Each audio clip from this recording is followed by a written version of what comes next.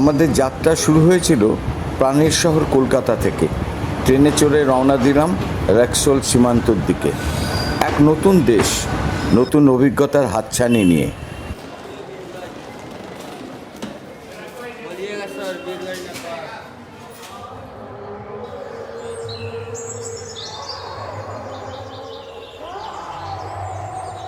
রক্সোল পৌঁছে আমরা পেরিয়ে গেলাম ভারত নেপাল সীমান্ত।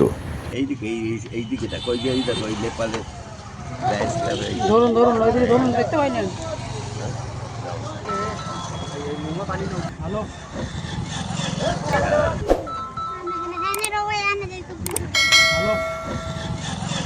এরপর আমাদের গন্তব্য ছিল বীরগঞ্জ। নেপালের প্রবেশদ্বার একে বলা হয়।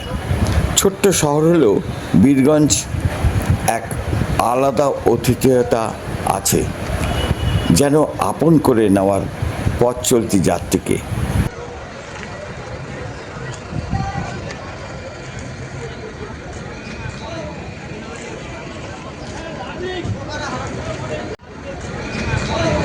Good morning, ladies and gentlemen. I'm from Nepal Birganj থেকে এখন আমি কথা বলছি। এখন ঘড়িতে বাজে সকাল 7টা।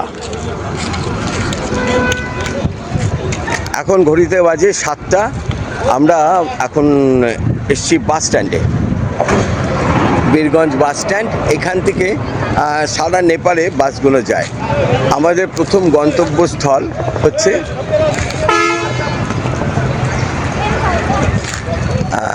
পোখরা। এটা ওই 7টা সাড়ে 7টায় ছাড়ার কথা। 7টা বেজেই গেছে, 7:30 নাগাদ এটা ছাড়বে। আর লোকজন আসছে আস্তে আস্তে। বাসটা হচ্ছে পুরো এসি বাস, তো এটাতে আমরা যাব। আর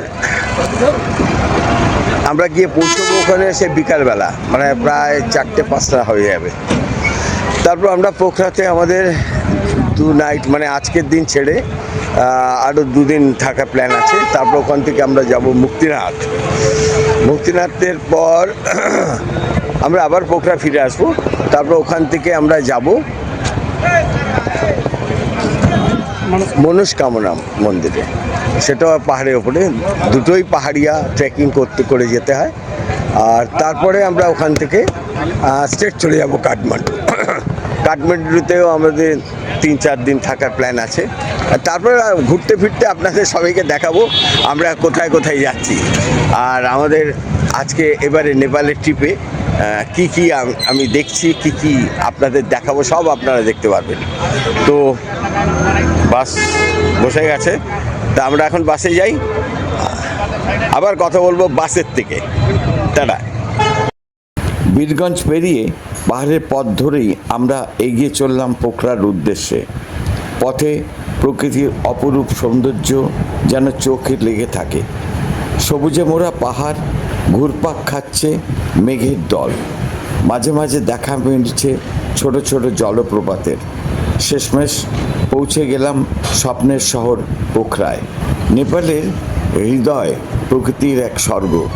শান্ত ফেওয়া লেক, মাথা উঁচু করে দাঁড়িয়ে থাকা মাচা পুঞ্জের পাহাড়, আর পাহাড়ি হাওয়ার মৃদু স্পর্শ, সব মিলিয়ে মনে হলো এত দূর আসার কষ্ট সার্থক। এই যাত্রা শুধু পথ চলা নয়, এটা ছিল আত্মা ছুঁয়ে যাওয়ার এক অভিজ্ঞতা। কলকাতা থেকে পোখরা এক অনন্য ভ্রমণ, যা হৃদয়ে গেঁথে থাকবে বহুদিন।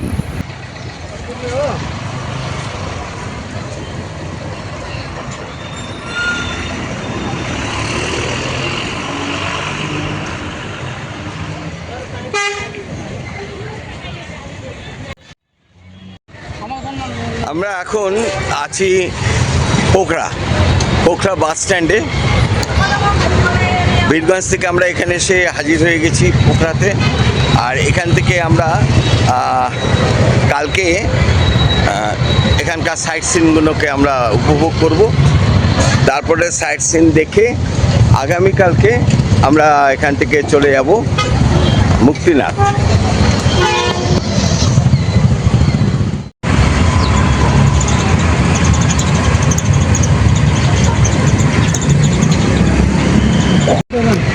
এখন দাঁড়িয়ে আছি পোখরা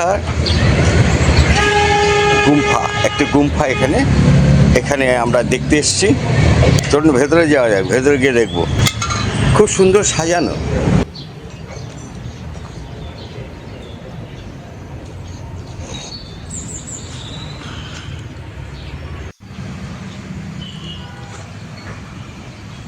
একটা সুন্দর এখানে একটা প্যাগোডা রয়েছে, গুম্ফা যাকে আমরা বলি, বৌদ্ধিস্টদের মনেস্ট্রি। সেখানে এসে আমরা হাজির হয়েছি। আমরা এটা দেখব। সামনেই রয়েছে বোধিবৃক্ষ, এটা রয়েছে, এটা বাতাবি লেবুর গাছ।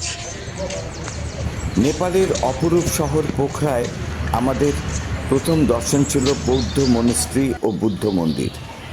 এ এক ভিন্ন রকম অনুভূতি। অপূর্ব কারুকার্য শোভিত এই টেম্পলটি। আমরা টেম্পলের ভেতরে, মন্দির ভেতরে ঢুকবো এবং দর্শন করব মহাবোধিকে। এখানে মঙ্ক যারা, তারা এখানে বসে উপাসনা করেন। এইটা হচ্ছে তাদের ইনস্ট্রুমেন্ট, শঙ্খ। কথায় বলে শঙ্খ, চক্র, গদা, পদ্ম। মঠের চারপাশে ঘুরতে ঘুরতে বৌদ্ধ সন্ন্যাসীদের ধ্যান প্রার্থনা দেখার সুযোগ হয়, যা হৃদয়ে জয় করে নেওয়ার মতো। মন্দির চত্বরে ছিল অদ্ভুত এক শান্তি। বাতাসে যেন বুদ্ধের বাণী ভেসে বেড়াচ্ছিল। পাহাড় ঘেরা পরিবেশ, চারপাশে সবুজের আবরণ, আর মাঝে এই আধ্যাত্মিক স্থান।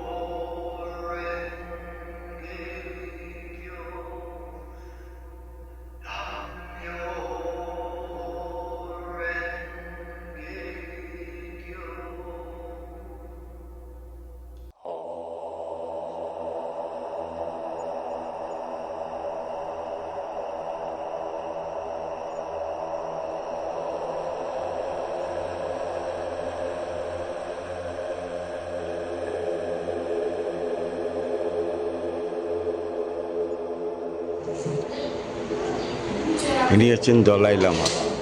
প্রেয়ার হয়, প্রেয়ারের সময় তখন সবাই বসবে।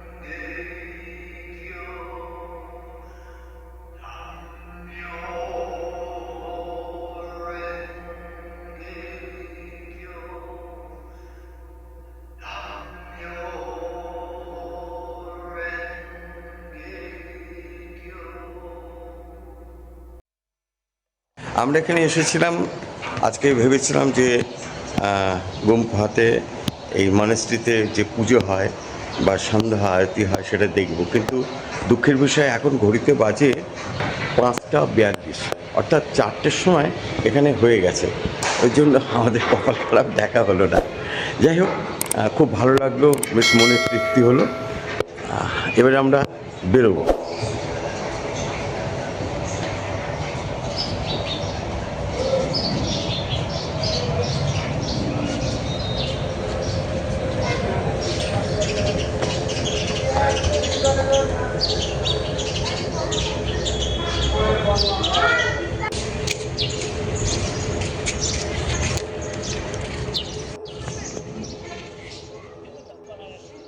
আমাদের মনে এক অনন্য প্রশান্তি এনে দিয়েছে। এই স্থানটি শুধু ধর্মীয় দৃষ্টিকোণ থেকেই নয়, বরং মানসিক শান্তি ও আত্ম উপলব্ধির দিক থেকেও গভীরভাবে প্রভাব ফেলে। যারা পোখরায় আসবেন তাদের জন্য এই মনেস্ট্রি ও বুদ্ধ মন্দির দর্শন অবশ্যই মাস্ট ভিজিট তালিকায় রাখা উচিত। আমাদের এই ছোট্ট সফরের স্মৃতি হৃদয়ে গেঁথে থাকবে অনেক দিন।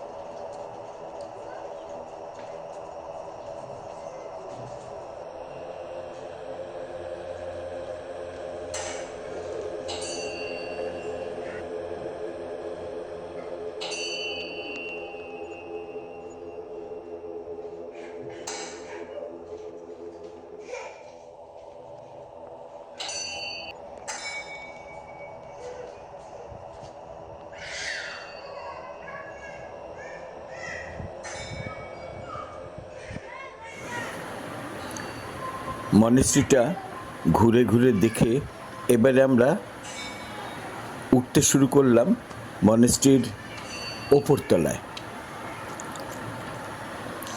সিঁড়ি ভেঙে আমরা উপরে আসতেই আমাদের চোখে পড়ল অপূর্ব দেয়ালে কারুকাজ করা দৃশ্য।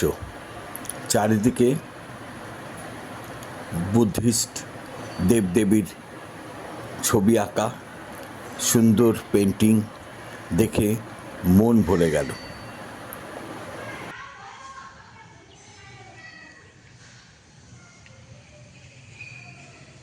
এবারে আমাদের ফিরতে হয়।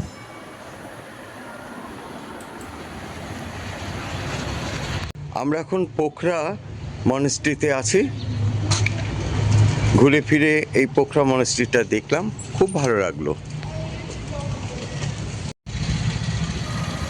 মনেস্ট্রির থেকে বেরিয়ে চারিদিকের শোভা দেখতে দেখতে আমরা বিভোর হয়ে পড়েছিলাম।